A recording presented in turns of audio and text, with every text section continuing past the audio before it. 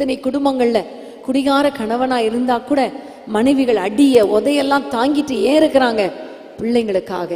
பிள்ளைங்களுக்காக. ஆனா ஆண்டவர் சொல்லுகிறார், பிள்ளைங்களுக்காக நீங்க சகிக்கிறதெல்லாம் ஓகே, ஆனா பிள்ளைங்க நல்ல சந்தோஷமா வாழணுங்கிறதுக்காக நீங்க பைபிள் வாசிக்கிறீங்களா? வேதத்தை நேசிக்கிறீங்களா?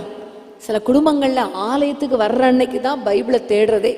அந்த ஞாயிற்றுக்கிழமை காலையில பைபிளை தேடி தேடி தேடி சில குடும்பங்கள்ல அதை எடுத்து தூசி தட்டி அந்த பைபிளே அழுதுறோம், இன்னைக்கு ஒரு நாள் தான்ப்பா தூசி தட்டுறாங்க அப்படின்ட்டு. அந்த அளவுக்கு சிலருடைய பைபிள் விரிக்கப்படாமலே இருக்கு. சிலருடைய பைபிள் பார்த்தீங்கன்னா சங்கீதம் மட்டும்தான் திறந்திருக்கும், டக்குன்னு திறந்தா சங்கீதம் தான் வரும், மற்ற பகுதி எண்ணாகமோ உபாகமோலாம் ஒட்டிகிட்டே இருக்கும். காரணம், பைபிள் வாசிக்கிறது இல்லை, பைபிளை நேசிக்கிறது இல்லை.